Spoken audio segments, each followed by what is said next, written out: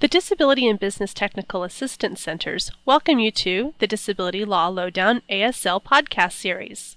Show 14, Part 1, the Air Carrier Access Act and Service Animals.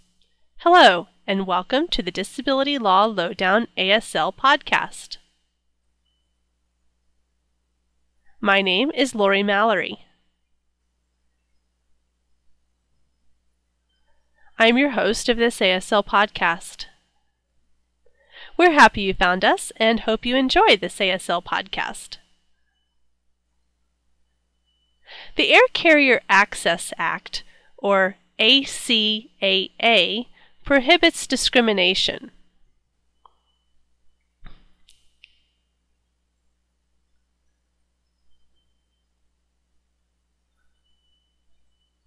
By air carriers against individuals with disabilities.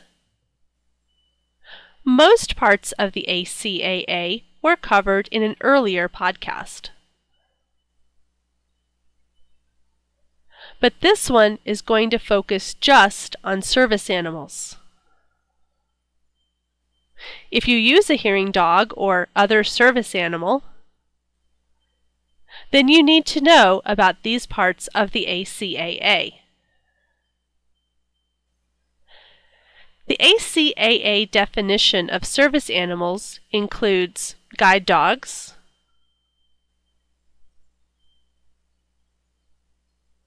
signal dogs, psychiatric service animals, and emotional support animals.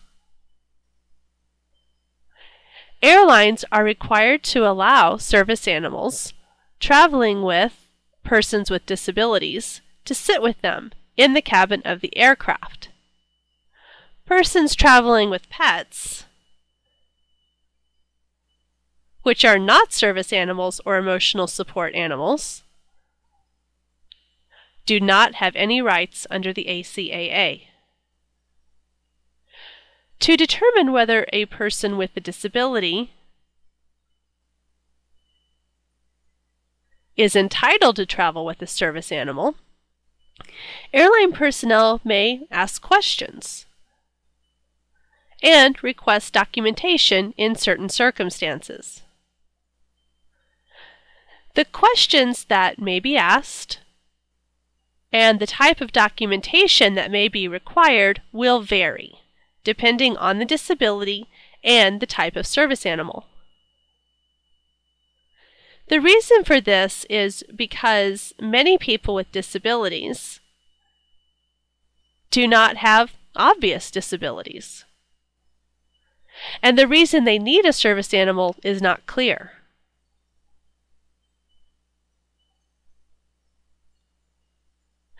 Even for some individuals who have obvious disabilities,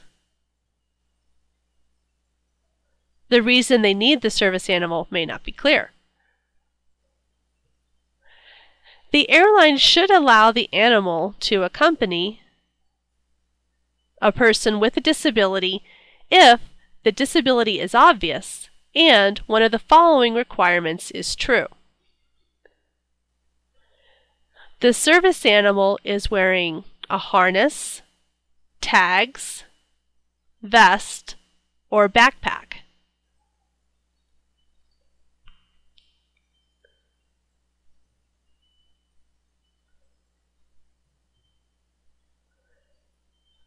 The person provides identification cards or other written documentation,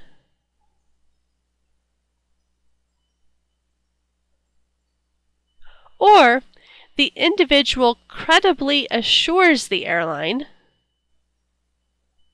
that it is a service animal. If airline personnel are not certain that the animal is a service animal, they can ask questions like, what tasks or functions does your animal perform for you?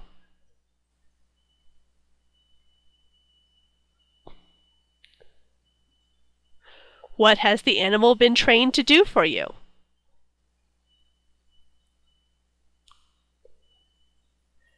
And Would you describe how the animal performs this task or function for you?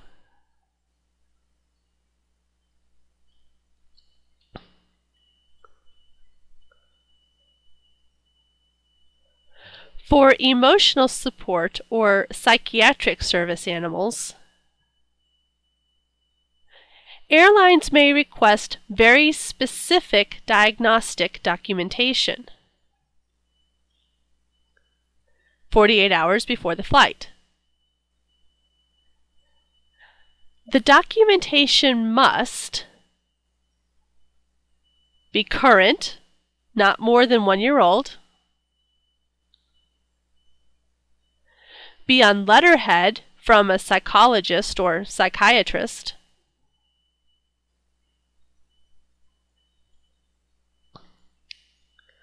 state that the person has a mental or emotional disability,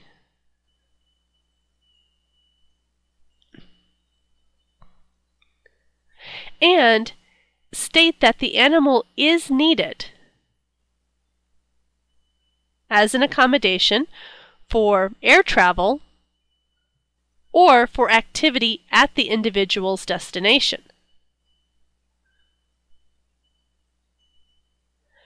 The documentation should also state that the health professional is treating the individual and include the date and type of license.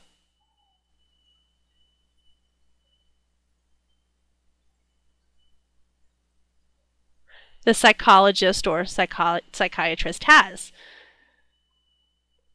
and the state where it was issued.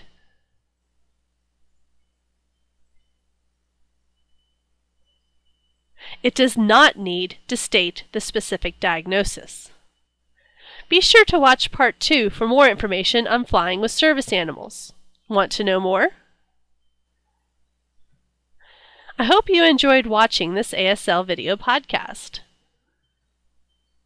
You can subscribe to the podcast so you never miss an episode.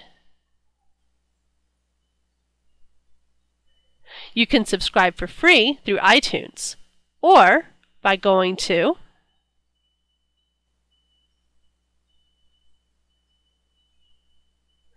asl.disabilitylawlowdown.com.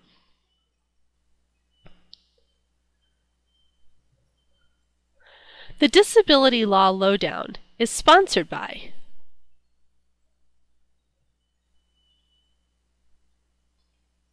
the Disability and Business Technical Assistance Centers, or DBTAC,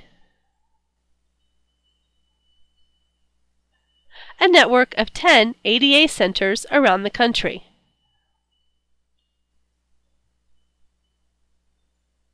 The ADA centers provide training and technical assistance on the Americans with Disabilities Act and other disability-related laws. If you have questions or would like more information, you can call us at 1-800-949-4232, voice or TTY. The ADA centers are supported by a grant from NIDR.